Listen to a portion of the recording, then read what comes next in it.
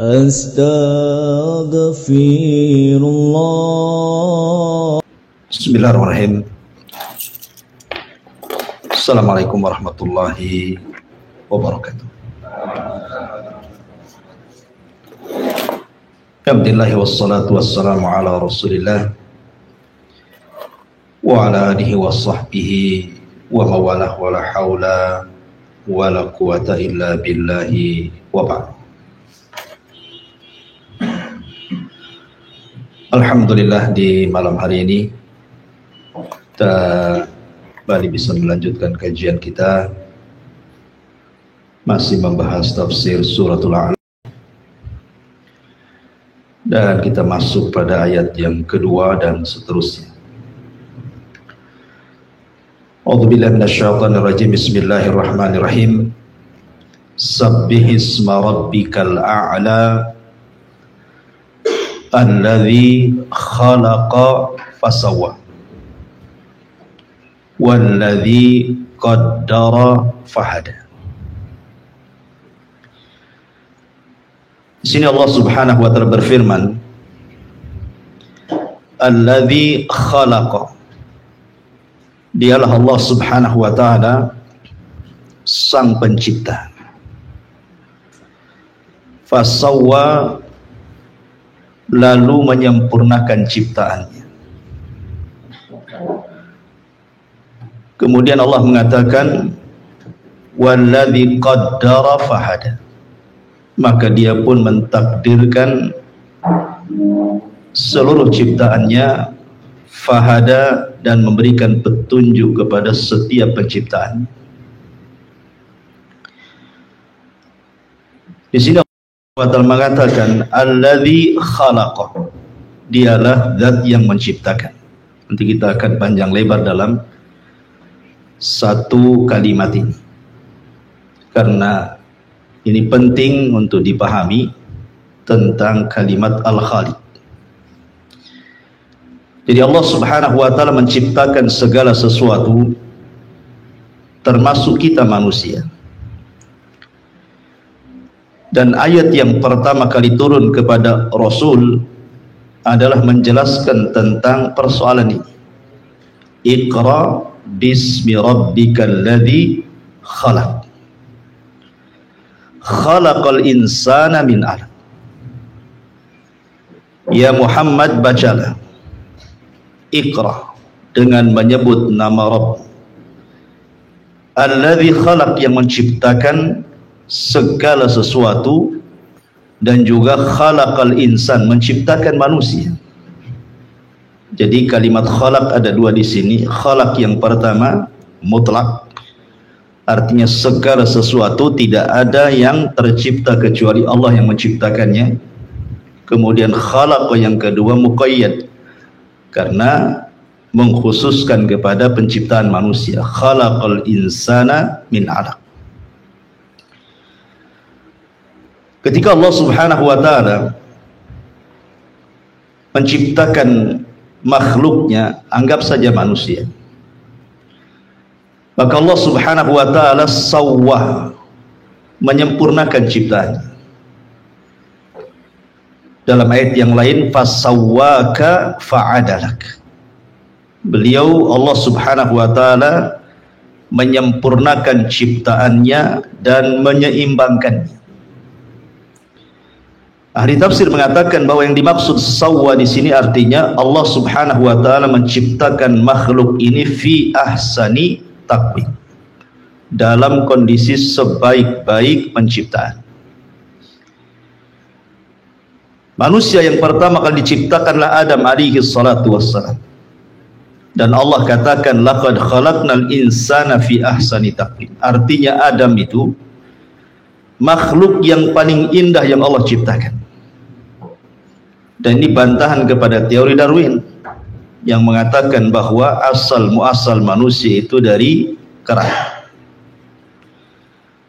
Bagaimana dari kera, sementara Allah Subhanahu wa taala ketika memasukkan kita, kalau Allah takdirkan kita masuk surga, maka Allah akan membentuk seluruh turunan Adam seperti Adam.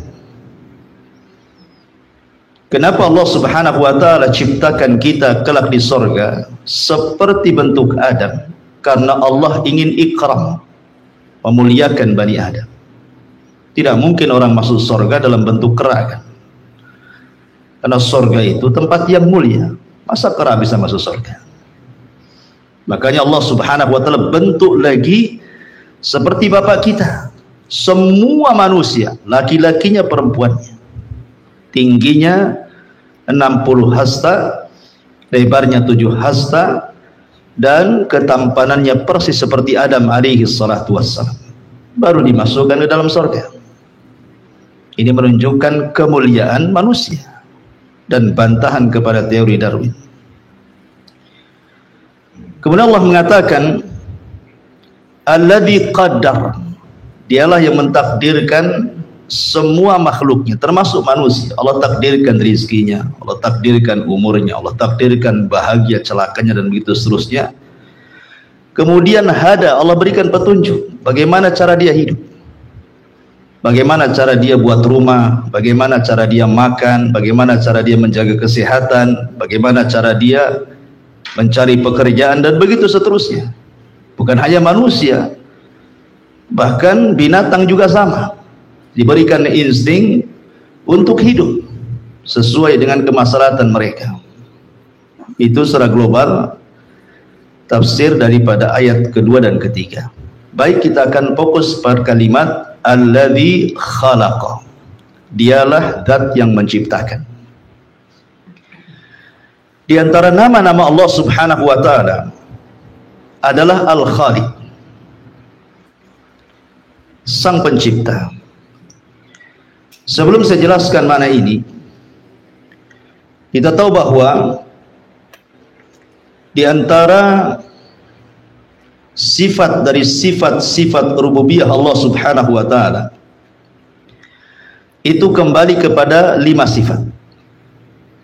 Semua sifat rububiyah Allah Subhanahu wa taala itu kembali kepada 5 sifat. Pertama, sifatul khalqi, sifat bahwa Allah Subhanahu wa taala yang menciptakan semua makhluknya. Yang kedua, sifatul mulki, bahwa Allah Subhanahu wa taala yang menguasai seluruh makhluknya. Kemudian yang ketiga, sifatut tadbir, bahwa Allah Subhanahu wa taala yang mengatur semua makhluknya. Kemudian yang keempat, sifatul ihya, bahwa Allah Subhanahu wa taala yang menghidupkan seluruh makhluknya. Dan yang terakhir, sifatul imatati wal ba'thi wan nusyur, bahwa Allah lah yang kelak akan mematikan, menghancurkan, membangkitkan dan mengumpulkan. Dari sinilah maka tidak bisa dikatakan Rabb, tidak bisa dikatakan Tuhan yang layak disembah kalau tidak disifati dengan sifat 5 ini. Kalau ada orang yang menganggap fulan Tuhan, benda ini Tuhan, pohon itu Tuhan, berhala ini Tuhan, maka kita bisa praktekkan dengan 5 sifat ini. Apakah Tuhan yang dianggap Tuhan itu menciptakan? Apakah Tuhan yang dianggap Tuhan itu menguasai alam semesta? Apakah Tuhan yang dianggap Tuhan itu mengatur alam semesta? Apakah Tuhan yang dianggap Tuhan itu menghidupkan seluruh alam semesta?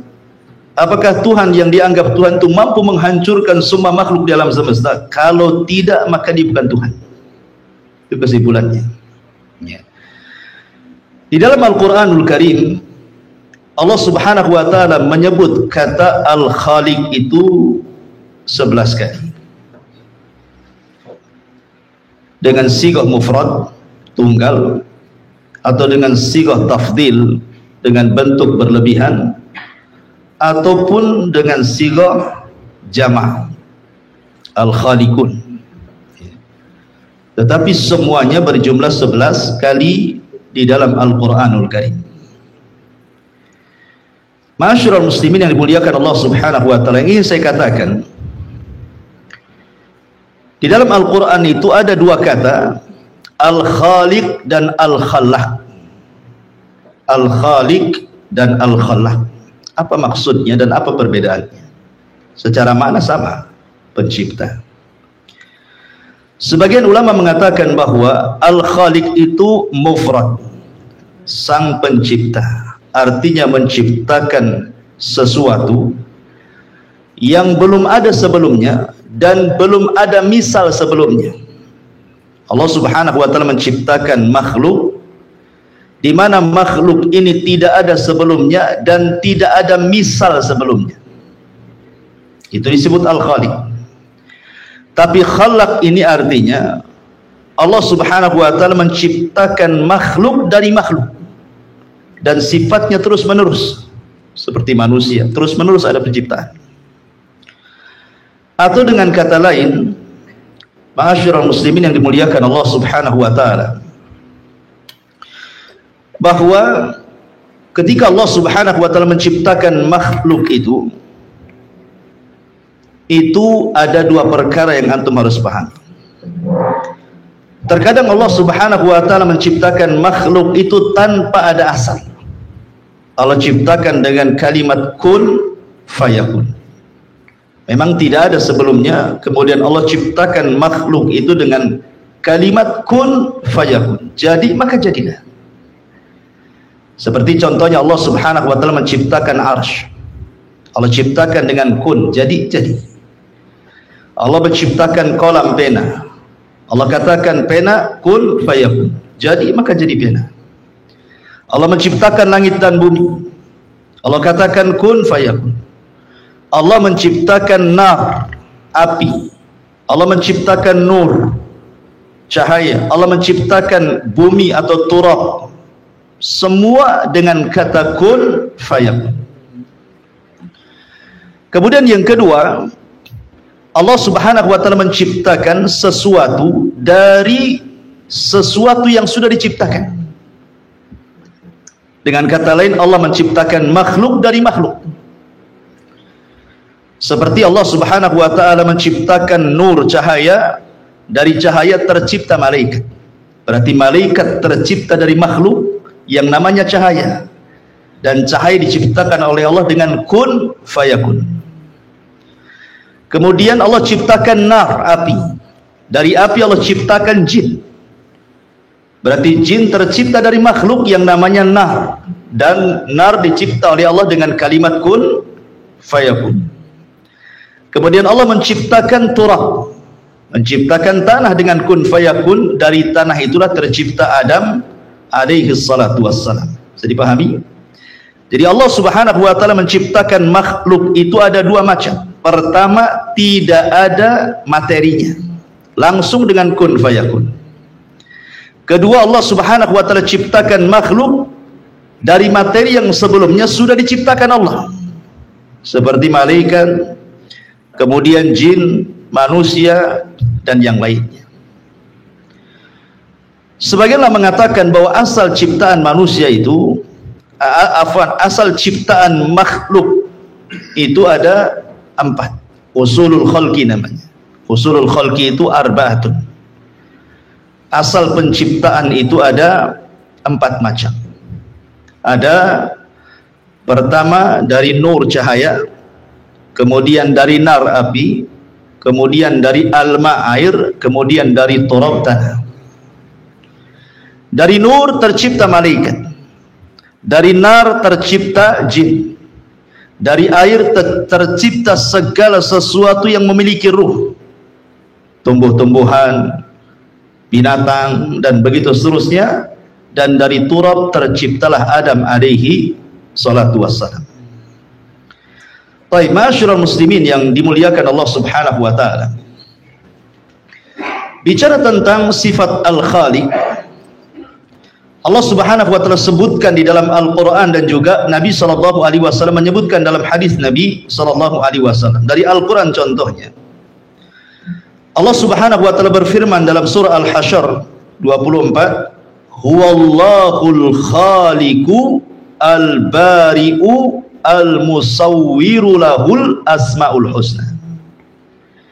Dialah Al-Khaliq yang menciptakan. Dialah Al-Bari.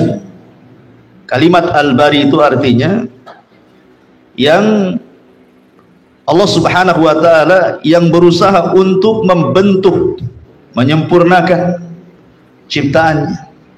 Al-Musawwir yang merancang sedemikian rupa. Makanya Allah Subhanahu wa ta'ala mengatakan alladzi khalaqaka. Di situ ada nama Al-Khaliq. Fasawwaka fa'adalak. Di situ ada nama Al-Bari. Fi ayyi syai'in ma syaa rakkabak. Itu di situ ada musawwir. Biar antum paham. Ketika manusia membentuk atau membangun rumah, ada 3 pekerjaan kan ketika membangun rumah itu. Pertama, ada gambar dulu yang disebut dengan muhandis dalam bahasa Arab, bahasa kitanya insinyur. Insinyur digambar dulu rumahnya kayak apa, kemudian dihitung habisnya berapa, batanya berapa, pasirnya berapa, besinya berapa, kan itu. Sebelum bangun rumah itu kan dihitung dulu. Yang kedua, baru kita datangkan tukang-tukangnya untuk membangun pondasinya, membangun tiangnya, membangun tembok sampai ke atap. Kemudian yang ketiga baru kemudian menyempurnakan. Ya, menyempurnakan dengan keindahannya, catnya warna begini, dan itu ya, interiornya harus begini. Itu semua rumah seperti itu. Tentu walillah matsalul a'la. Bagi Allah Subhanahu wa ta'ala tentu permisalan yang lebih tinggi dibandingkan makhluk ketika membangun rumah. Nah, ketika Allah Subhanahu wa ta'ala menciptakan makhluk juga dalam 3 proses. Pertama Al-Khaliq, yang kedua Al-Bari, yang ketiga Al-Musawwir. Al-Khaliq, Allah Subhanahu wa ta'ala menciptakan dulu. Alladzi khalaqaka, dia ciptakan. Kemudian setelah itu fasawwaka fa'adalak. Allah sempurnakan, Allah seimbangkan, itu disebut Al-Bari namanya. Dalam ismu Allah itu namanya Al-Bari. Kemudian fi ayyi syai'in ma syaa rakkabak. Sesuai dengan kehendak Allah, seperti apa yang Allah kehendaki. Maka Allah indahkan ciptaannya, itu disebut musawwir namanya. Lah begitulah ketika Allah Subhanahu wa ta'ala menciptakan makhluknya. Ma'asyiral muslimin yang dimuliakan Allah Subhanahu wa ta'ala, dalam hadis Nabi sallallahu alaihi wasallam juga menyebutkan kalimat Al-Khaliq, seperti Allah mengatakan, Rasul mengatakan la ta'ata li makhluqin fi ma'siyatil khaliq. Tidak ada ketaatan kepada makhluk, tidak ada ketaatan kepada makhluk dalam rangka bermaksiat kepada Al-Khaliq yang menciptakan. Ma'asyiral muslimin yang dimuliakan Allah Subhanahu wa ta'ala, adapun makna Al-Khaliq sendiri, apa sih makna Al-Khaliq itu? Ada 3 makna. Di dalam Al-Quranul Karim ada 3 makna ketika para ulama menjelaskan makna Khaliq di sini. Yang pertama, ijadus syai'i minal adam. Menciptakan sesuatu dari ketidakadaan, itu disebut Al-Khaliq, menciptakan. Menciptakan sesuatu dari ketidakadaan. Seperti Allah mengatakan Allahu khaliqu kulli syai'in wa huwa ala kulli syai'in wakil. Dalam surah Zumar Allah mengatakan ayat ke-62, Allah dialah Al-Khaliq yang menciptakan kulla syai'in, segala sesuatunya, dari yang tidak ada menjadi ada. Ini mana yang pertama. Makanya ketika ada seorang sahabat bertanya kepada Nabi sallallahu alaihi wasallam, ya Rasulullah, aina kana rabbuna qabla an yakhluqal khalqa? Rasul, di mana dahulu Rabb kita berada sebelum dia menciptakan makhluknya? Nabi sallallahu alaihi wasallam ditanya, di mana Allah Subhanahu wa taala berada sebelum Allah menciptakan makhluknya? Maka Rasul mengatakan kana fi ama ma fawqahu hawa wa ma tahtahu hawa thumma khalaqa arsyahu 'alal ma. Dia berada di ama, di kegelapan. tidak ada di atas dan di bawahnya udara, kemudian dia menciptakan arasy-Nya. Artinya ketika ditanya, ada dalam riwayat yang lain bahwa Allah subhanahu wa ta'ala tidak bersama siapapun. Jawabannya, dari sini kita pahami bahwa sebelum Allah subhanahu wa ta'ala menciptakan makhluknya, maka tidak ada satupun bersama Allah, melainkan dia tunggal. Dari sini kita pahami bahwa segala sesuatu selain daripada Allah subhanahu wa ta'ala ada makhluk, karena sebelumnya Allah tunggal. Kalau ada kemudian yang lainnya beserta Allah subhanahu wa ta'ala, berarti itu semua adalah makhluk, karena Allah subhanahu wa ta'ala tidak pernah bersyirikat. Dia tunggal, kemudian dia menciptakan makhluknya. Qul huwallahu ahad Allahus samad. Dialah tunggal dan semua makhluk bergantung kepada Allah subhanahu wa ta'ala. Dan perlu diingat bahwa selain daripada Allah subhanahu wa ta'ala tidak bisa menciptakan. Makanya ketika Allah subhanahu wa ta'ala menyinggung berhala-berhala yang disembah orang-orang Quraisy, apa kata Allah? Ya ayyuhan nas, dzuriba mathalun fastami'ulah.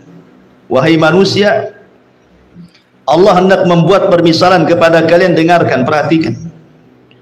Innal ladzina tad'una min dunillah la yakhluqu dzubaban.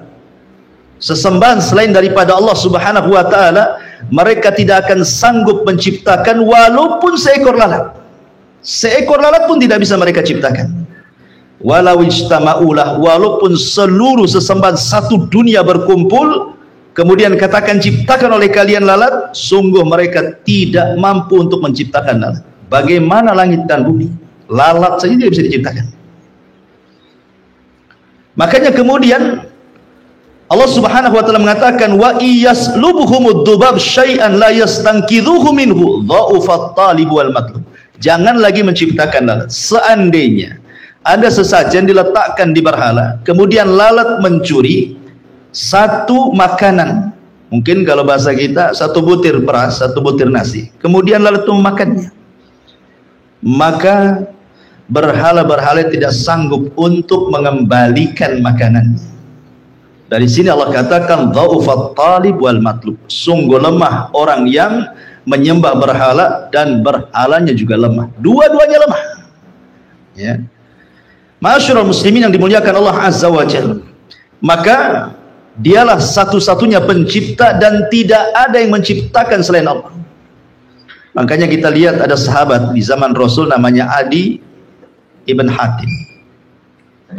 Zubair ibn Mut'im radhiyallahu anhu. Zubair ibn Mut'im. Dia datang dari Mekah untuk membunuh Nabi. Karena kerabatnya banyak yang mati di perang Badar. Dendam dia. Akhirnya kemudian dia datang ke Madinah dengan sembunyi-sembunyi.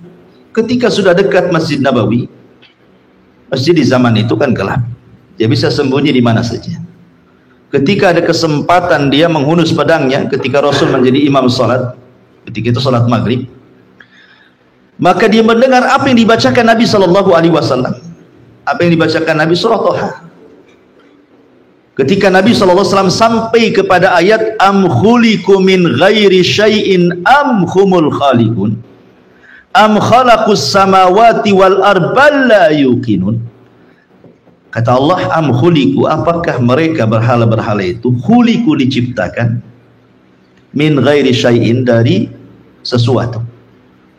Apakah ada asal usulnya berhala itu? Am humul khaliqun, ataukah mereka ujug-ujug ada, tiba-tiba sudah ada saja berhalanya? Tentu harus dijawab ini. Ya. Am khuliqu min ghairi syai'in, apakah berhala disembah itu tercipta dari sesuatu? Apakah ujug-ujug ada, tiba-tiba ada?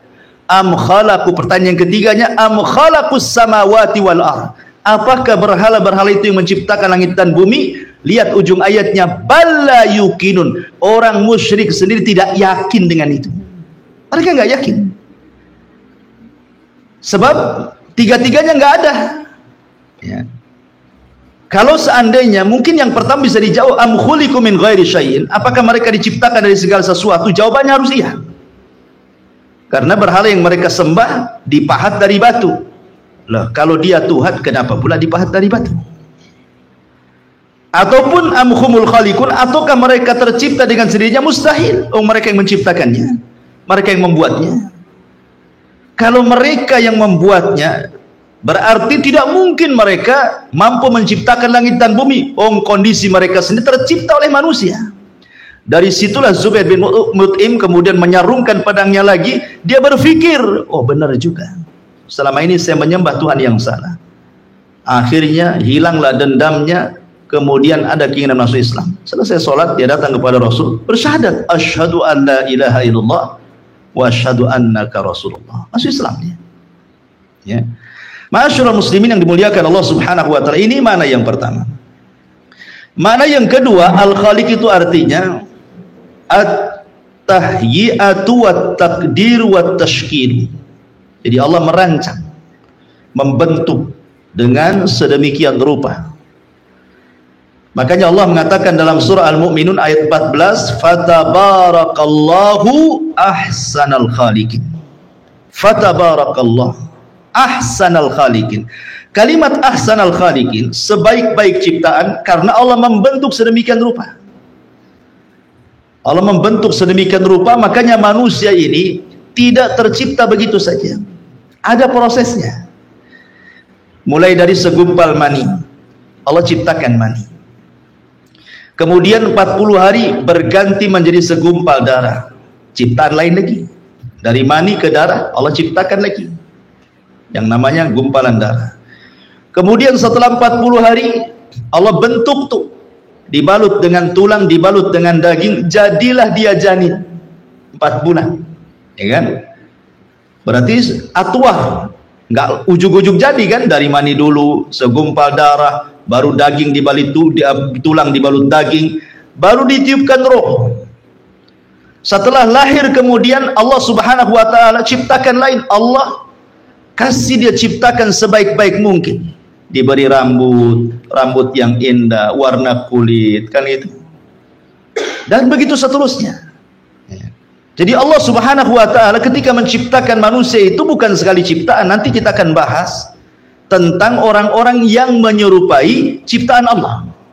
Seperti para pelukis itu atau para pemahat itu. Bagaimana hukumnya? Itu ada 4 hukumnya. Ya, ulama ada 4 hukumnya. Bisa jatuh kepada syirik, kufur, ya kan? Bisa jatuh kepada dosa besar, fasik. Bisa jatuh kepada hal-hal yang diharamkan atau mungkin dibolehkan. Nanti kita akan pembahasannya nanti. Baik, ma'asyiral muslimin yang dimuliakan Allah Azza wa Jalla. Kemudian makna yang ketiga, makna al-khaliq adalah al-kadzib, dusta. Tapi tentu yang ketiga tidak bisa disematkan kepada Allah. Seperti Allah Subhanahu wa taala mengatakan, inna hadza illa khuluqul awwalin. Sungguhnya ini adalah kedustaan orang-orang dulu. Khuluq, khaliq gitu ya. Taib. Tasmiyatu ghairillah bismil khaliq. Memberi nama kepada selain Allah dengan nama khaliq.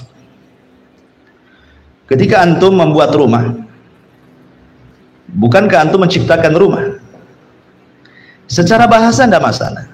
Ana akhluqu bait. Saya menciptakan rumah secara bahasa. Tapi secara istilah tidak boleh.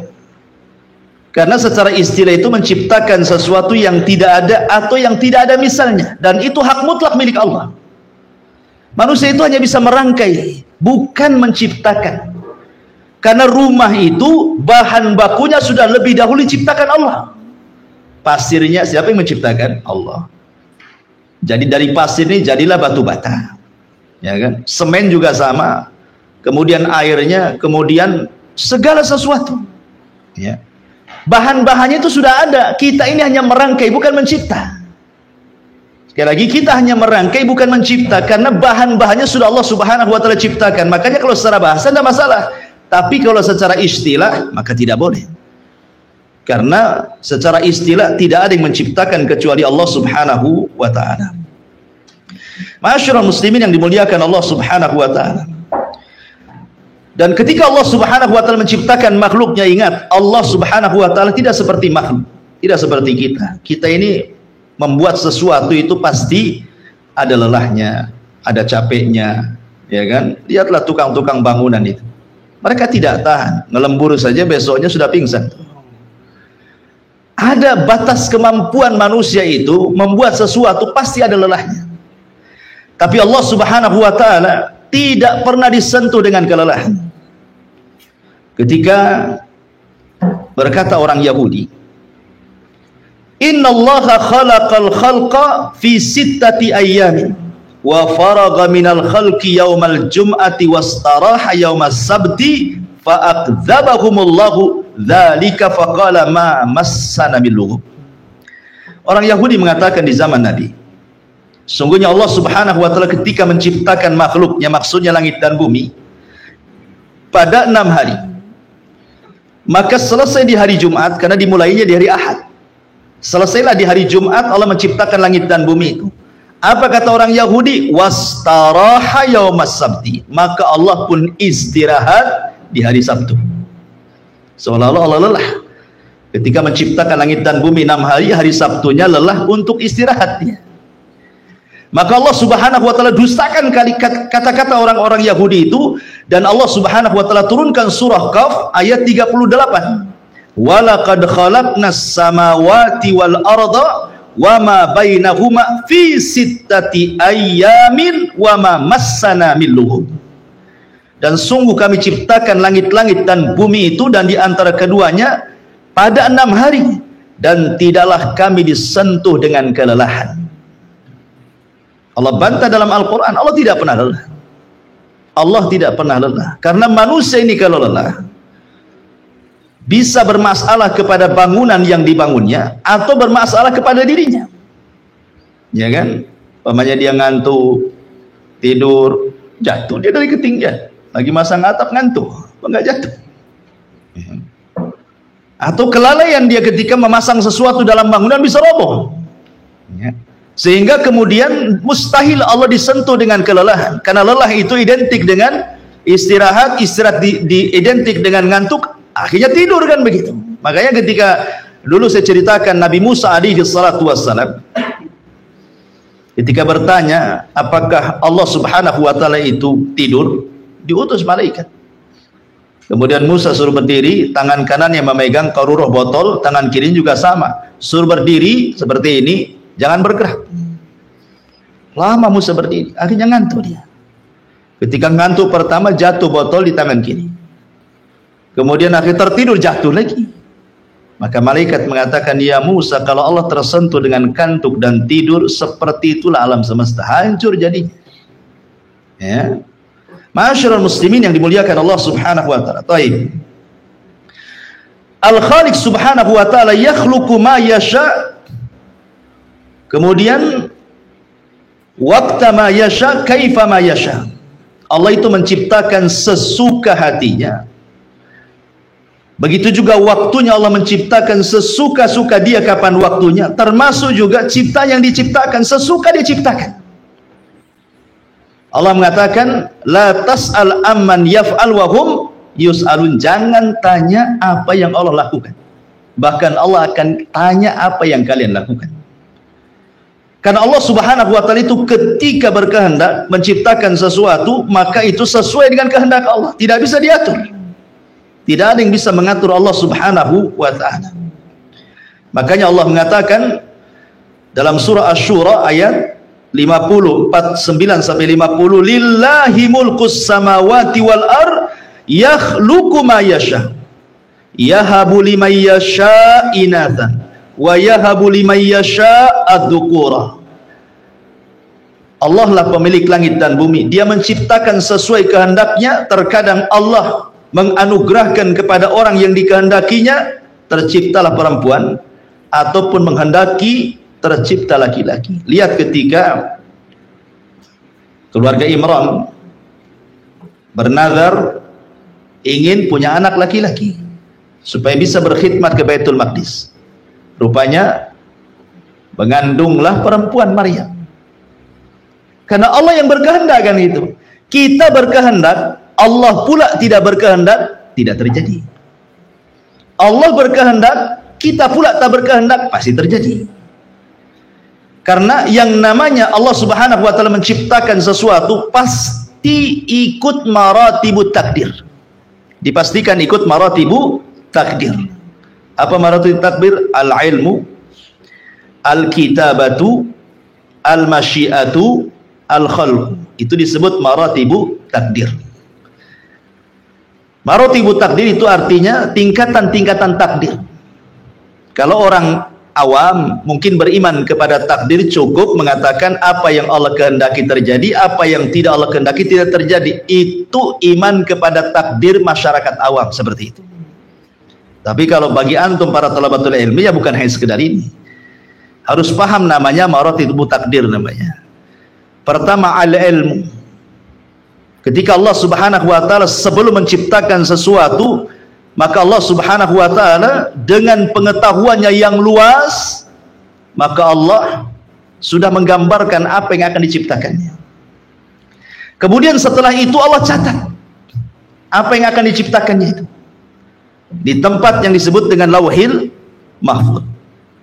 Kemudian setelah itu Allah Subhanahu wa taala ketika menciptakan itu pasti atas kehendaknya, ada masyiah, kehendak. Ya, suka-suka Allah menciptakan manusia, menciptakan ini, menciptakan itu. Tetapi yang jelas bahwa tidak ada penciptaan Allah itu yang sia-sia. Baru setelah itu Allah ciptakan. Kan itu ya. Ada ilmunya dulu, ada catatannya dulu, ada kehendaknya dulu, baru terciptalah makhluk. Jadi al-khaliq itu tidak lepas daripada maratibut takdir tadi. Ma'asyiral muslimin yang dimuliakan Allah Subhanahu wa taala. Lah Allah Subhanahu wa taala juga ketika menciptakan makhluk ini beragam ciptaannya. Ada yang besar sekali seperti arasy kan itu ya. Besar sekali. Bahkan ketika Nabi sallallahu alaihi wasallam menggambarkan betapa besarnya arasy Allah Subhanahu wa taala, Allah membandingkan penciptaan bumi dengan langit, kemudian penciptaan langit bumi dengan kursi, kemudian penciptaan kursi langit dan bumi dengan arasy. Kata Nabi SAW, perbandingan bumi dengan langit itu seperti cincin dilempar ke padang pasir. Cincin itu bumi, padang pasir itu langitnya. Apabila digabung langit dengan bumi dengan kursi Allah, sama dengan cincin dilempar ke padang pasir. Cincin itu langit buminya, kursi itulah padang pasirnya. Apabila disatukan nih, mulai dari kursi, langit, bumi dengan arasy Allah Subhanahu wa taala, maka ibarat kita melempar cincin di padang pasir. Cincin itulah kursinya, langitnya, buminya, padang pasir itu arasy-nya. Gimana yang menciptakan arasy-nya? Allahu Akbar. Tentu Allah lebih besar daripada itu kan begitu.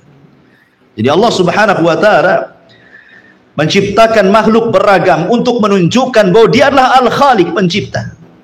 Mampu menciptakan segala sesuatu. Dari yang besar sampai yang kecil. Makhluk Allah tidak mungkin menciptakan seperti yang Allah ciptakan. Manusia hanya merangkai. Dan itu pun terbatas. Ketika Allah Subhanahu wa taala menciptakan manusia, terus Allah ciptakan. Kulla yaumin huwa fi sya'n. Setiap hari Allah itu sibuk. Ya, melahirkan ini, mematikan ini, melahirkan ini, mematikan itu. Artinya kan di sini penciptaan terus berlangsung tuh. Setiap hari Allah ciptakan manusia.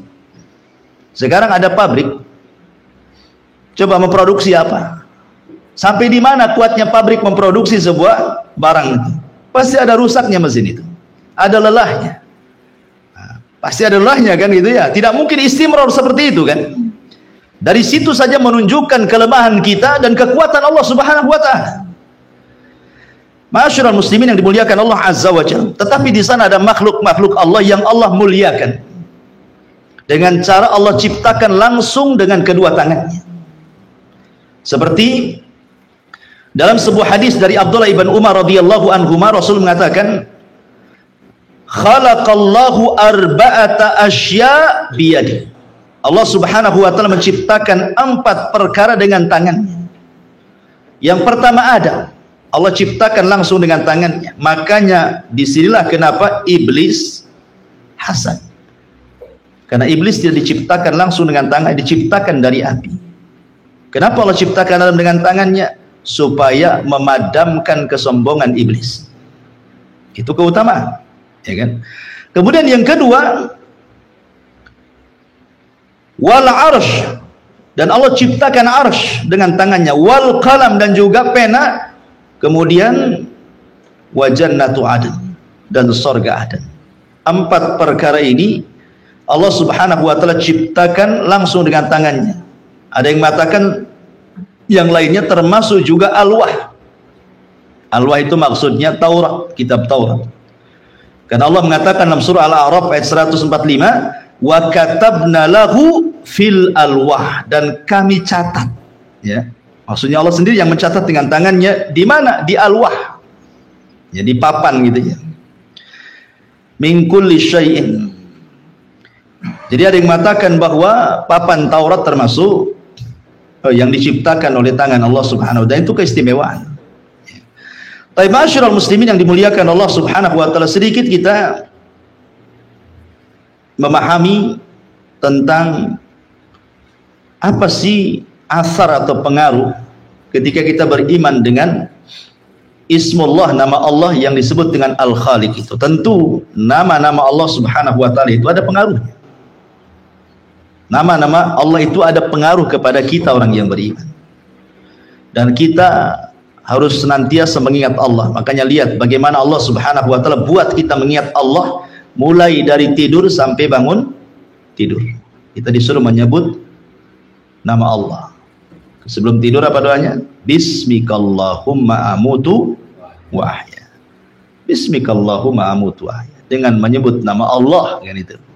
Aku mati dan aku hidup. Menunjukkan bahwa sebelum tidur kita menyebut nama Allah. Bangun tidur juga sama. Alhamdulillahilladzi ba'dama amatana wa ilaihi nusyur. Lihat bagaimana Allah menyuruh kita untuk ingat selalu dengan Dia. Baik sebelum tidur atau sudah tidur. Menunjukkan jangan sampai kita berlepas dengan Allah Subhanahu wa taala. Lah nama Al-Khaliq itu ada asar dalam keimanan. Ada pengaruh dalam keimanan apabila kita paham makna daripada kalimat Al-Khaliq itu. Di antaranya adalah kalimat Al-Khaliq itu yastalzimul iman biwahdaniyatihi subhanahu. Mengharuskan kita beriman dengan keesaan Allah Subhanahu wa taala. Kenapa? Karena di alam semesta ini tidak ada zat yang mampu menciptakan seperti yang Allah lakukan. Makanya Allah mengatakan ayusyrikuna ma la yakhluqu syai'an wa hum yukhlaqun. Apakah kalian hendak menyekutukan zat yang mereka tidak bisa menciptakan, bahkan mereka yang diciptakan? Di sini tumbuh tauhid bahwa hanya Allah lah satu-satunya dan pencipta. Kemudian yang kedua, Al-Khaliq di sini yadullu ala sifatihi subhanahu al-ukhra kal hayati wal qudrati wal ilmi wal iradati wal hikmati id la yumkin an yakuna khaliqan ghaira qadirin wala muridin wala alimin bima khalaq au annahu laysa lahu fima khalaqa hikmatan wala illatan. Ketika kita sebut nama Khaliq, itu mengharuskan ada sifat-sifat yang lainnya yang nempel dari sifat Al-Khaliq itu.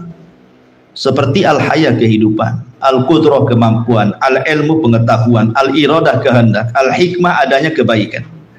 Karena tidak mungkin Allah Subhanahu wa taala menciptakan sesuatu tanpa ada kemampuan menghidupkan. Atau tanpa ada kemampuan untuk menciptakan yang diciptakannya, atau tanpa ada pengetahuan, atau tanpa ada keinginan, atau tanpa ada hikmah kebaikan di dalamnya. Makanya kalimat Khaliq ini nanti akan nempel sifat-sifat yang lain di situ. Kemudian juga diantaranya juga Al-Khaliq di situ yastalzimul iman bihikmatihi subhanah min hadzal khalqi wa annahu qaimun alal haq wa annahu subhanah munazzahun anil abathi wal lahwi.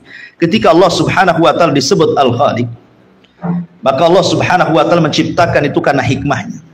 Segala sesuatu yang Allah ciptakan ada hikmah di balik penciptaannya. Alima man alimah, jahila man jahilah. Ada yang orang tahu yang hikmahnya, ada yang tidak paham. Tapi yakinlah bahwa Allah Subhanahu wa taala menciptakan segala sesuatu, tidak ada yang main-main. Tidak ada penciptaan yang Allah ciptakan itu al-abath wal lahu, tidak ada. Allah menciptakan bukan main-main. Ya, makanya Allah mengatakan dalam surah Al-Mu'minun 115 dan 116, afahasibtum annama khalaqnakum abatha wa annakum ilaina la turja'un. Bagaimana Allah katakan, apakah kalian mengira ketika kami menciptakan kalian, kami ciptakan kalian main-main dan kalian tidak akan dikembalikan kepada kami? Tidak, kalian diciptakan bukan untuk main-main. Makanya kita lihat ketika Allah Subhanahu wa taala menyebut kalimat syukur dalam Al-Qur'an, la in syakartum la azidannakum. Kalau kalian syukur kepadaku, ku tambah nikmat kalian. Dan nikmat Allah itu tidak ada yang bisa menghitungnya. Wa in ta'uddu nikmatallah la tuhsuha. Kalau kalian hendak menghitung nikmat Allah, kalian tidak sanggup menghitung. Sekarang alat apa coba yang bisa menghitung nikmat Allah? Komputer. Sebelum habis menghitungnya sudah rusak komputernya. Karena wa fi anfusikum afala tubsirun. Di badan kita saja nikmat Allah banyak. Apalagi di luar sana. Ya, nikmat Allah itu begitu banyak di luar sana. Dan tidak ada yang sia-sia ciptaan Allah Subhanahu wa taala. Semua menjadi kebaikan bagi manusia. Semua alam semesta ini menjadi kebaikan bagi manusia, pemandangannya, keindahannya, nikmat-nikmatnya gitu kan. Dan yang paling besar daripada itu adalah diutusnya seorang utusan dari kalangan manusia sendiri. Allah tidak mengutus malaikat, Allah tidak mengutus jin, tapi Allah mengutus manusia sebagai rasul dari kalangan manusia supaya memudahkan untuk berdakwah. Dan itu nikmat Allah yang paling besar. Jadi kita tidak diciptakan sia-sia, bahkan diutus nabi lagi, diutus rasul lagi untuk memberikan hidayah bagaimana cara menyembah Allah Subhanahu wa taala. Kemudian juga kalimat Al-Khaliq itu yurithul mahabbah al-kamilah, mewariskan adanya cinta yang sempurna. Kenapa? Karena Allah itu ketika menciptakan kita bukan hanya menciptakan saja.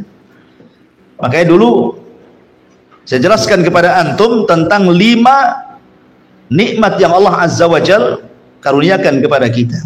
Siapa yang ingat? Dimulai daripada al-ijad, kemudian al-i'dad, kemudian al-imdad, kemudian al-irsyad, kemudian al-is'ad. Inilah 5 kenikmatan. Pertama ijad, Allah ciptakan kita. Kemudian i'dad, Allah sediakan fasilitasnya. Kemudian imdad, Allah perbanyak kebutuhannya.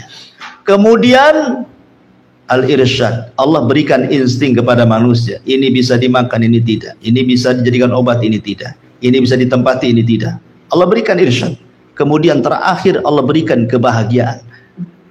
Lah dengan fasilitas Allah itu, Allah hanya minta satu, supaya kita bersyukur dengan cara apa? Jangan menyembah kecuali kepada Allah. Wa ma khalaqtul jinna wal insa illa liya'budun. Makna liya'budun kata Ibnu Katsir, illa liwahiduni, agar mereka mentauhidkan aku dengan ibadahnya itu. Ya. Baik. Kemudian juga ketika kita bicara tentang Al-Khaliq, maka Al-Khaliq artinya yastalzim qabula syar'ihi, menerima semua syariat yang Allah turunkan, termasuk berhukum dengan Allah, redha dengan hukumnya, tidak boleh mengganti selain daripada hukum Allah Subhanahu wa ta'ala. Karena Allah mengatakan ala ya'lam man khalaqa wa huwal latiful khabir. Tidakkah mereka tahu siapa yang menciptakan mereka? Berarti kalau tahu Allah yang menciptakan, berarti semua makhluk harus ikut aturan Allah. Allah sudah menurunkan nabi, rasul, dibuat aturan bagi manusia. Kenapa demikian? Kenapa kita harus mengikuti aturan Allah dan syariatnya? Karena Allah yang menciptakan kita, Allah yang paling tahu maslahat kita. Adapun aturan-aturan yang dibentuk oleh manusia, undang-undang dibuat manusia, tidak semua membuat maslahat. Kenapa? Karena mereka tidak paham kehendak kita manusia. Tapi Allah yang menciptakan kita paham maslahat kita. Makanya dibuat undang-undang untuk kemaslahatan manusia. Betapa banyak undang-undang yang dibuat manusia merusak. Tetapi tidak ada undang-undang yang merusak dari Allah, karena Allah tahu kemaslahatan manusia. Nah, itulah hebatnya Allah Subhanahu wa ta'ala. Dari sinilah kalau kita sudah tahu, la ta'ata li makhluqin fi maksiatil khaliq. Tidak ada ketaatan kepada makhluk dalam rangka bermaksiat kepada Allah Subhanahu wa ta'ala. Ma'asyiral muslimin yang dimuliakan Allah Subhanahu wa ta'ala. Adapun dalil bagaimana tahu bahwa Allah adalah sang khaliq? Apa tandanya, apa alamatnya, apa dalilnya? Kalau Allah Subhanahu wa ta'ala satu-satunya sang khaliq, itu apa dalilnya? Burhannya apa? Nah, itu ya. Maka tentu secara fitrah, secara akal, secara dalil qaul, secara dalil nakal, semua terjawab. Yang pertama secara fitrah, bukti wujudnya Allah Subhanahu wa ta'ala itu tidak perlu belajar, ikhwan. Tidak perlu belajar bukti wujudnya Allah. Fitrah mengakuinya. Contoh nih, kalau antum lihat pesawat, antum kan hanya lihat pesawatnya saja, tapi antum tidak lihat pilotnya. Antum lihat pilotnya? Kan tidak. Hanya lihat pesawatnya saja kan. Tapi antum yakin bahwa pesawat itu terbang pasti ada pilotnya. Tidak mungkin terbang sendiri. Drone saja yang nggak ada pilotnya tidak mungkin terbang sendiri kecuali ada yang main ininya kan, yang memainkannya kan, remote-nya kan. Tidak mungkin tiba-tiba terbang begitu saja. Itu pesawat tuh, makhluk kecil. Bagaimana dengan alam semesta yang besar? Masa nggak ada penciptanya? Mustahil. Ya. Pasti ada yang menciptakannya, ada yang mengaturnya. Mustahil tiba-tiba ujung-ujung ada, itu udah mustahil. Makanya ingat ketika saya menceritakan tentang perdebatan Abu Hanifah dengan seorang ateis. Ya kan? Ketika kemudian ateis ini menantang debat Abu Hanifah, kemudian Abu Hanifah telat datang dalam perdebatan itu.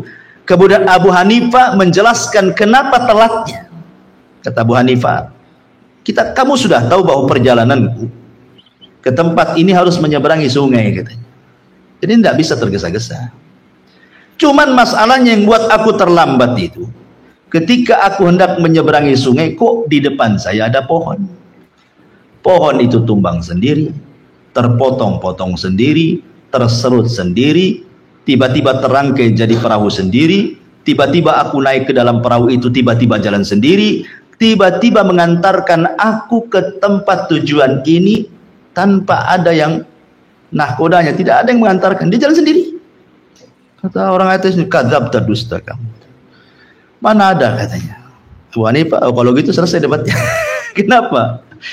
Kenapa? Kata Abu Hanifah, kalau gitu selesai debatnya. Sudah menang Abu Hanifah. Kalau dia mengatakan kadzabta, dusta, itulah jawabannya. Kalau orang ateis saja mengatakan kadzabta, dusta, ceritanya Abu Hanifah, iyalah jelas. Tidak mungkin pohon tumbang sendiri kecuali yang menumbangkannya. Tidak mungkin terpotong sendiri kecuali yang memotongnya. Tidak mungkin terserut sendiri kecuali yang menyerutnya. Tidak mungkin terangkai jadi kapal kecuali yang membuatnya. Tidak mungkin pula kapal berjalan kecuali nakodanya. Ini kapal. Dari pohon jadi kapal. Ada yang menciptakannya. Lah alam semesta masa ujung-ujung ada kan? Sudah selesai, benang saya debat. Karena dia sudah mengatakan kadzabta, dusta. Itulah jawabannya. Berarti kamu mengakui alam semesta ini ada Sang Khalik pencipta. Karena mendustakan dongengannya Abu Hanifah. Ya. Kalau dia mengatakan sodakta, engkau benar, berarti adalah perdebatan di situ. Ketika dia mengatakan kadzabta, dusta, berarti dia mengingkari, berarti sesungguhnya dia meyakini alam semesta tidak mungkin tercipta kecuali ada yang menciptakan. Makanya sering saya katakan sama antum, fitrah manusia itu kullu maulud yuladu alal fitrah. Lihat orang-orang yang di hutan-hutan belantara sana, yang di hutan-hutan itu, kita lihat mereka menyembah aneh-aneh kan, menyembah pohon, menyembah akar, menyembah ular, macam-macam di hutan itu. Orang-orang yang ada di hutan primitif lah. Zaman sekarang sudah ada, nggak ada zaman dulu lah ya kan. Loh kenapa mereka sampai menyembah seperti itu? Karena mereka yakin ada yang menciptakan mereka. Cuman mereka salah mengambil sesembahan gitu saja. Karena tidak diutus Nabi kepada mereka. Tapi fitrah bahwa alam semesta ini ada yang disembah, maknanya ada yang menciptakan, sudah tertanam pada setiap orang itu. Cuman salah aja mereka cari sembahan kan gitu ya. Karena Rasul tidak sampai. Dari situ fitrah mengakui bahwa di alam semesta ini ada Sang Khalik pencipta. Itu fitrah. Fitrah manusia tidak mungkin mengingkari. Ya. Ma'asyiral muslimin yang dimuliakan, adapun secara dalil hissi, indrawi, ya, kita dapat mendengar, menyaksikan ada orang berdoa tiba-tiba dikabulkan doanya, atau kita sendiri berdoa kemudian setelah itu dikabulkan doanya. Nah, siapa yang mengabulkan doa kita? Coba, antum berdoa, berarti ada Sang Khalik di situ yang menciptakan, yang mengabulkan kita ini kan dengan penciptaan dia, ya, diciptakan pengabulannya. Adapun dalil akli, dalil pikiran, bukti akan Allah Subhanahu wa taala sang Khaliq, ikhwatul fillah, muliakan Allah Azza wa Jalla, bahwa tidak mungkin makhluk menciptakan dirinya sendiri, itu sudah cukup. Tidak mungkin makhluk menciptakan dirinya sendiri, pasti ada yang menciptakan. Makanya Allah mengatakan wa fi anfusikum afala tubsirun, dan dalam diri kalian itu tidakkah kau lihat? Apakah, saya tanya antum, apakah antum tercipta dengan sendiri? Tidak. Kalau dia mengatakan, oh dari ibu saya tanya, ibumu dari siapa? Dari bapaknya lagi, bapaknya dari mana? Dari terus sampai kapan ujungnya kan? Ya, paling mentok di Adam tuh. Nanti pertanyaannya, gimana dengan Adam? Nah, kan, apakah Adam tiba-tiba ada kan gitu kan? Pasti ada yang menciptakannya. Ujung-ujungnya juga mentok. Ya. Adapun dalil kaun sudah jelas lah, adanya alam semesta, adanya langit, bumi, angin, oksigen, macam-macam itu bukti adanya sang pencipta. Adapun dalil-dalil berserak di dalam Al-Quran, bahkan kitab-kitab langit yang Allah Subhanahu wa taala turunkan mulai dari Suhuf, Taurat, Zabur, Injil, Quran, menetapkan adanya sang Khalik. Di sana ada pencipta, Allah Subhanahu wa taala. Semua kitab langit. Tanya sama orang Nasrani, tanya sama orang Yahudi, tanya sama orang-orang yang membaca kitab-kitab lama, apalagi kita seorang muslim membaca Al-Quran, membaca hadis Nabi sallallahu alaihi wasallam. Ma'asyiral muslimin yang dimuliakan Allah Subhanahu wa taala, intinya bahwa ketika kita mengatakan Allah Subhanahu wa taala adalah Al-Khaliq, dia adalah sang pencipta, berarti semakin besarlah keagungan kita kepada Allah Subhanahu wa taala. Karena harus ada athar sekali lagi dalam keimanan. Ketika kita meyakini bahwa alam semesta tidak mungkin tercipta begitu saja, harus ada yang menciptakannya, dan ini bagian daripada rububiyatullah, rububiyah Allah. Kenapa? Karena sifat Al-Khaliq itu tidak diingkari siapapun, tidak diingkari. Mau orang musyriknya, mau orang kafirnya, mau orang yang berimannya, sifat Khaliq tidak diingkari. Mana dalilnya? Allah katakan dalam Al-Quran, ya, wala in sa'altahum man khalaqas samawati wal ar fayaquluna Allah. Apabila engkau bertanya kepada mereka orang-orang musyrik itu, siapa yang menciptakan langit dan bumi? Pasti mereka akan katakan Tuhan, Allah, Allah, atau macam-macam istilahnya kan, bahasa-bahasa istilah Tuhan. Ya, pasti mereka akan mengatakan Tuhan. Kalau kita Allah lah kan begitu. Pasti. Makanya kemudian dalam bab rububiyah tidak diingkari siapapun. Makanya orang yang kalau hanya bertauhid rububiyah ini belum memasukkan ke dalam Islam. Ya. Kalau hanya meyakini Allah pencipta, Allah pengatur, Allah penguasa dan begitu seterusnya, penghidup, pemati, belum dikatakan muslim. Karena rububiyah ini diimani oleh semua agama. Ya. Antum tanya agama mana saja, siapa yang menciptakan langit dan bumi, pasti akan mengatakan Tuhan, Tuhan, Tuhan, Tuhan, kan gitu ya. Bahasa kita hanya Allah, Allah atau apa gitu ya. Makanya tauhid rububiyah tidak cukup.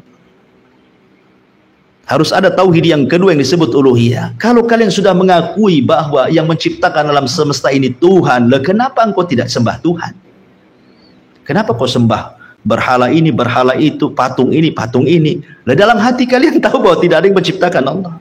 Makanya ketika Nabi SAW hijrah dari Mekah ke Madinah, kemudian berjumpa dengan ayahanda Imran ibn Husain, namanya Husain. Ya, ayahanda Imran namanya Husain. Ya Husain, kam ta'budu ilahan fil ard. Berapa sih Tuhan yang kau sembah di bumi ini, katanya. Kata Nabi.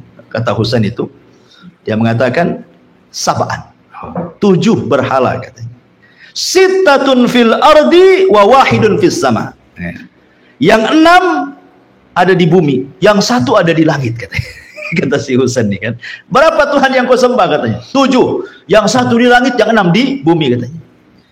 Kemudian Rasul mengatakan, seandainya kamu berdoa, kemana kau berdoa? Ke yang 6 di bumi atau yang 1 di langit? Oh, yang ke yang di langit, katanya.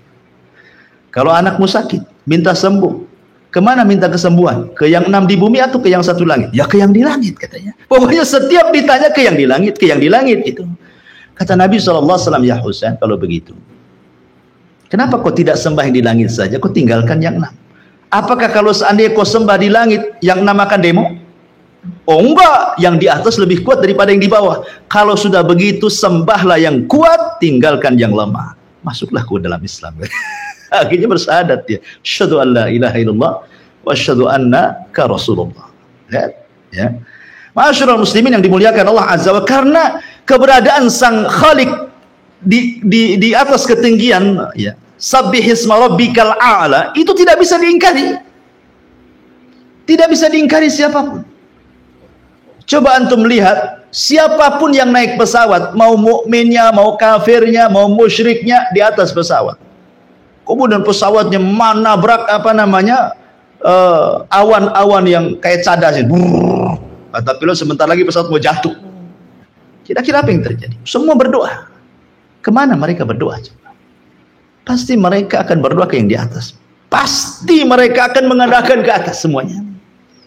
Ya. Ya Allah kan itu dengan bahasa mereka. Karena ketinggian Allah itu fitrah, ikhwan.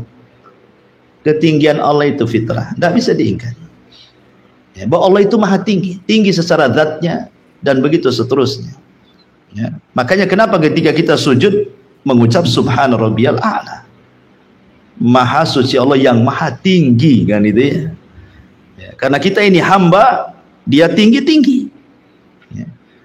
Intinya bahwa ketika kita mengimani sifat Khalik di sini juga, bahwa kita diingatkan bahwa ada kehidupan setelah kematian. Minha khalaqnakum, ya, dari tanah kami ciptakan kalian. Wa minha nu'idukum, dari tanah kami kembalikan kalian. Wa minha nukhrijukum taratan ukhra, dan dari tanah pula kalian akan dibangkitkan di hadapan Allah. Ini yang paling penting. Makanya Fudail ibn Iyad yang pernah saya katakan kepada antum ketika berjumpa dengan seorang kakek. Kam umru, berapa usia? Kata kakek ini, situna sana, usiaku 60 tahun. Kata Fudail ibn Iyad, oh kalau gitu sudah lama kau ini berjalan menuju Allah, sudah jauh harusnya kau tuh. Sudah mendekati, karena sudah lama umurnya kan, artinya kalau kamu berjalan menuju Allah tuh umur 60 tahun berarti sudah jauh tuh. Dia mengatakan la haula wala quwata illa billah, inna lillahi wa inna ilaihi rajiun. Kata kakek ini mengatakan inna lillah, kepada Allah lah, milik Allah lah kami dan kepada Allah lah kami kembali. Kemudian kata Fudail, tahukah kamu makna inna lillahi wa inna ilaihi rajiun? Tidak tahu, kata kakek ini, fasirlah. Nah, kalau kita tafsirkan, maka Fudail bin Iyad mengatakan inna lillahi itu artinya kami semua hamba Allah.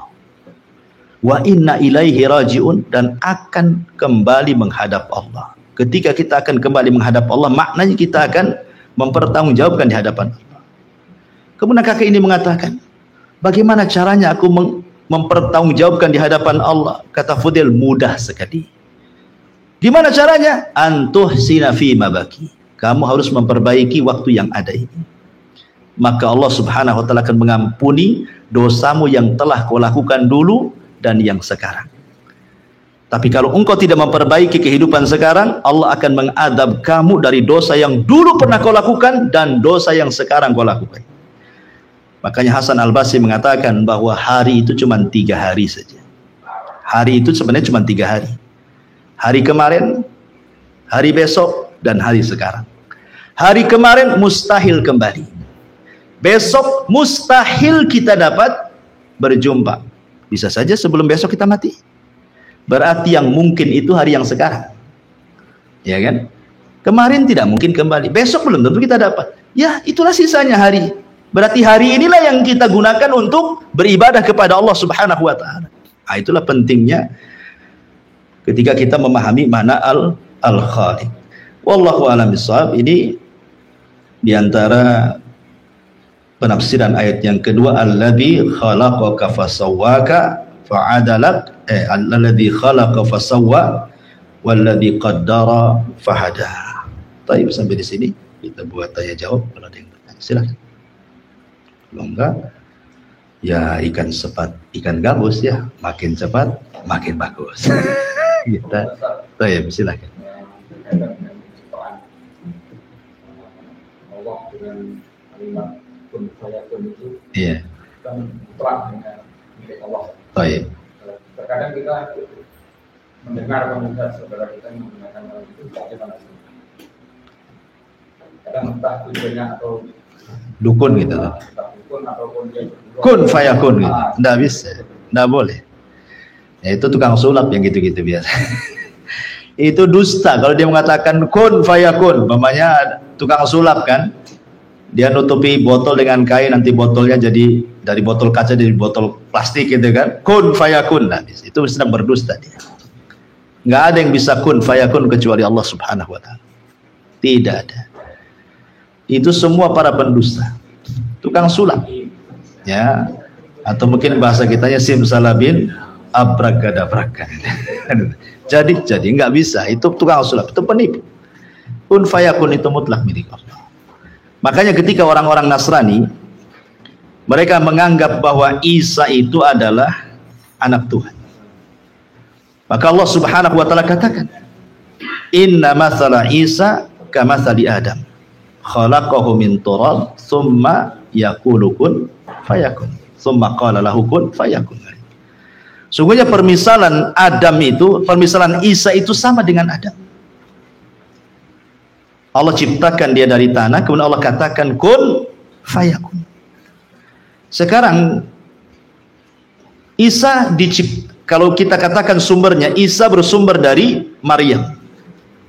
Isa bersumber dari Maryam, madahnya gitu ya. Sementara Adam bersumber dari tanah.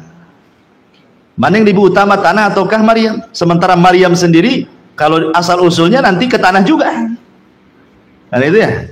Kenapa kalian tidak menuhankan Adam, malah menuhankan Isa? Padahal penciptaan Adam sama dengan Isa, bahkan lebih. Kenapa? Karena Adam tanpa ayah dan bapa, Hawa tanpa ada ibu, Isa tanpa ada bapa, dan antum semua ada bapa ada ibu, ya kan? Artinya bahwa ini penciptaan ini juga termasuk dalam pembahasan kita, bahwa Allah Subhanahu wa Ta'ala mampu menciptakan makhluk tanpa ayah dan ibu. Allah mampu menciptakan makhluk tanpa ibu Hawa. Allah menciptakan makhluk mampu tanpa bapak seperti Isa. Dan Allah mampu menciptakan kalian semua dengan adanya ayah dan bapak. Dan ini kan ala kulli syai'in qadir namanya. Allah itu atas segala sesuatu mampu. Yang dianggap mustahil bagi kita, Allah itu mampu menciptakannya. Apa yang tidak mampu bagi Allah? Semua Allah mampu menciptakannya. Ya, jadi itu juga bantahan kepada mereka orang-orang Nasrani. Wallahu a'lam. Iya. Maka penciptaan makhluk semuanya sempurna. Bagaimana dengan yang terlahir dalam keadaan yang kalau kita lihat itu tidak sempurna? Cacat. Iya. Allah Subhanahu wa Ta'ala menciptakan sesuai dengan kehendaknya. Secacat-cacat apapun manusia, tetap itu ciptaan Allah, dan itu lebih sempurna dibandingkan makhluk yang lainnya. Walaupun dia cacat, ya, lebih sempurna. Ya, tadi saya katakan bahwa kenapa demikian? Karena Allah Subhanahu wa Ta'ala menciptakan makhluk itu tidak ada yang bisa menirunya. Seperti Allah Subhanahu wa Ta'ala, saya bahas tadi lupa ya, tentang tidak boleh meniru ciptaan Allah Subhanahu wa Ta'ala. Saya di mukadimah saya katakan ada 4 pembahasan. Ya. Pembahasan yang pertama, barang siapa yang meniru ciptaan Allah dalam rangka untuk disembah, maka ini syirik dan kufur. Contoh, ketika Nuh alaihi salatu wassalam diutus, maka Nuh dihadapkan kepada kesyirikan pertama yang terjadi, di mana kaumnya menyembah patung-patung orang-orang soleh, Wud, Yaghus, Ya'uq, Suwa, Nasr. Kan itu ya. Ini orang-orang soleh di zaman Nuh. Ketika mereka mati sebelum diutus nih, mereka semua orang-orang soleh, banyak pengikutnya. Tiba-tiba mati semua. Maka syaitan datang membisikkan kepada kaum Nuh untuk membuat patung. Ya, kenapa kalian tidak membuat patung Wud, Yaghus, Ya'uq, Nasr? Untuk apa? Ya, mereka kan orang baik-baik, supaya terkenang kebaikannya. Maka dibuatlah patung. Pembentuk pertama belum menyembah. Kemudian yang kedua diproduksi banyak-banyak. Baru generasi ketiga menyembahnya. Kalau tujuan membuat ciptaan Allah ini kan membuat persis seperti ciptaan Allah kan gitu ya. Dibuatnya patung Wad seperti Wad, dibuatnya patung Suwa seperti Suwa kan itu. Tujuannya apa? Disembah. Atau contoh yang lain Samiri. Ketika dia membuat anak patung sapi, ya kan? Kan persis seperti sapi. Persis seperti ciptaan Allah, dibuatnya patung sapi dari emas. Kemudian Samiri mengatakan, lihat Musa salah alamat, jauh-jauh jadi Tuhannya ke Bukit Saina, padahal di sini Tuhannya katanya. Kurang ajar tuh sama Musa itu, Samiri. Akhirnya orang sembah Samiri, patung Samiri ini. Akhirnya orang kufur. Kalau tujuan kemudian membentuk seperti ciptaan Allah Subhanahu wa taala, ini syirik. Kalau dalam rangka disembah. Ini syirik, ini kufur, keluar dari Islam, kafir, masuk neraka, khalidan fihi, dia dikekalkan di dalamnya. Karena tujuannya menciptakan makhluk seperti yang Allah ciptakan dalam rangka menyekutukan Allah. Ini satu. Yang kedua, dia membentuk ciptaan itu ingin menyerupai ciptaan Allah, bukan dalam rangka disembah. Dia ingin menyerupai ciptaan Allah. Dia buat boneka, bagaimana boneka ini bisa tertawa, bisa tersenyum, bisa berkedip matanya, bisa berjalan dan begitu seterusnya, ya kan? Kalau tujuannya ingin menandingi ciptaan Allah, ya, ingin menyerupai betul seperti yang diciptakan, ini juga kekufuran. Tidak boleh. Ya, karena tujuannya ingin menyerupai ciptaan Allah, ingin jadi tandingan bagi Allah Subhanahu wa taala, maka tidak boleh. Kemudian yang ketiga, tidak ada niat untuk menyembahnya, tidak ada niat juga untuk menandingi ciptaan Allah. Tapi dia hanya menciptakan, mungkin seorang pelukis, seorang seniman, karena cinta saja, dia suka ngelukis, nengok pohon kelapa dilukis, nengok kucing dilukis, nengok antum dilukis. Karena apa? Karena orang kadang suka, ya kan, seniman-seniman itu kan. Ya. Maka berlaku tentang hadis Nabi SAW, maka siapapun yang menggambar seperti gambar yang seperti makhluk Allah Subhanahu wa taala yang bernyawa, maka nanti pada hari kiamat dia disuruh untuk menghidupkan. Nah, hidupkan tuh apa yang sudah kau lukis itu, dan dia tidak akan sanggup. Makanya sekeras-kerasnya azab pada hari kiamat itu musawwir. Orang yang tukang gambar. Maksud gambar di sini adalah dzatul arwah, gambar-gambar yang ada ruhnya di situ.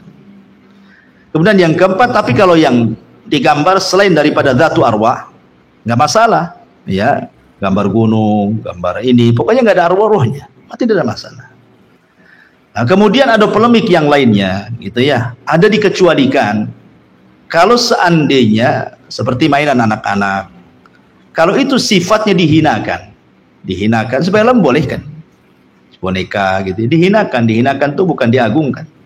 Dihinakan, kadang diinjak, kadang ditiduri, kadang jadikan guling, kadang dilempar-lempar, itu kan dihinakan sifatnya. Maka sebenarnya Allah mengatakan tidak ada masalah kalau itu dalam rangka dihinakan, bukan dipajang, bukan diagungkan.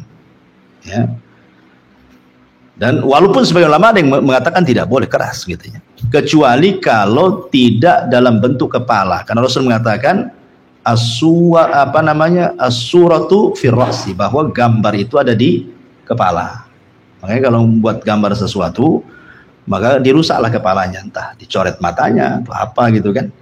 Kan buku-buku kan ada yang bergambar tuh, coret-coret itu saja. Ya. Makanya kalau kita melihat dunia ruqyah, orang yang meruqyah itu, di antara syarat-syaratnya orang yang diruqyah itu rumahnya jangan ada gambar-gambar, supaya ruqyahnya manjur gitu ya. Karena itu kadang-kadang ditempati tempat syaitan di situ. Suruh buang gambar-gambar itu kalau ketika diruqyah itu. Ya tanyalah sama peruqyah itu. Ya tapi kalau gambar-gambar yang lain selain daripada dzatul arwah tidak ada masalah. Ya, wallahu a'lam. Cuman polemik ulama juga tentang foto. Ya, tentang kamera, handphone, termasuk gambar, yang mengatakan tidak. Ya, karena itu sama dengan orang bercermin. Ya kan, orang bercermin kan nampak kita. Cuman kalau bedanya, kalau cermin itu hilang dengan hilangnya kita, kalau ini tersimpan gitu saja. Walaupun juga sebagian Sebagian yang lain mengatakan tetap gambar. Ada yang sampai mengatakan walaupun foto tetap gambar. Dan hanya dibolehkan itu dalam kondisi-kondisi darurat, seperti untuk KTP, untuk apa dan lain sebagainya. Nah, ini juga kalau kita mau dalami soal hukum gambar itu memang kemana-mana hukumnya. Ya. Wallahu a'lam. Segera cukup. Subhanakallahumma bihamdika asyhadu an la ilaha illa anta astaghfiruka wa atubu ilaik. Allahu ta'ala. Assalamualaikum warahmatullahi wabarakatuh.